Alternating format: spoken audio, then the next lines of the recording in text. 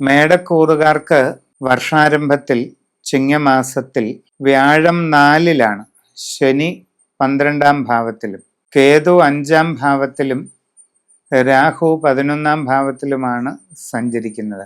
ഗുണങ്ങളും ദോഷങ്ങളും ഇടകലർന്നിട്ടുള്ള സ്ഥിതി എന്ന് പറയാം. മനസ്സിൽ ഉദ്ദേശിക്കുന്ന കാര്യങ്ങളിൽ കുറെയൊക്കെ നടക്കും. സാമ്പത്തികമായ പുരോഗതി കൈവരിക്കാനായിട്ട് കുറച്ച് അവസരങ്ങൾ ഉണ്ടാകും.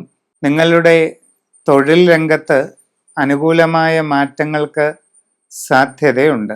ജീവിതത്തിൽ ആഗ്രഹിക്കുന്ന കുറച്ച് കാര്യങ്ങളൊക്കെ നേടിയെടുക്കാനുള്ള അവസരങ്ങൾ വന്നു ചേരുന്നതാണ്.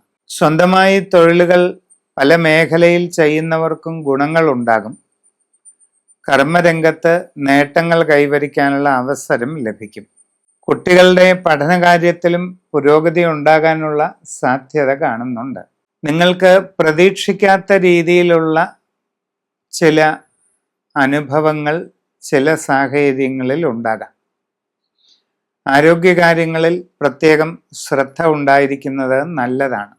ഗൃഹനിർമ്മാണവും മറ്റും നടത്തുന്നവർ പാഴ്ചെലവുകൾ ഒഴിവാക്കാൻ പ്രത്യേകം ശ്രദ്ധിക്കേണ്ടതായിട്ട് കാണുന്നുണ്ട്.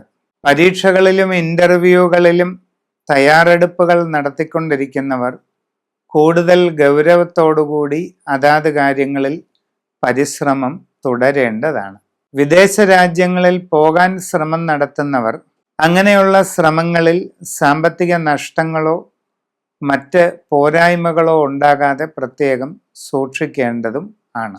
ഔദ്യോഗിക രംഗത്ത് പ്രവർത്തിക്കുന്നവർക്ക് കൂടുതൽ ശ്രദ്ധ ആവശ്യമുണ്ട്. പ്രധാന കാര്യങ്ങൾ എടുക്കുമ്പോൾ, തീരുമാനങ്ങൾ കൈക്കൊള്ളുമ്പോൾ വളരെ ആലോചിച്ച് ചെയ്യുക.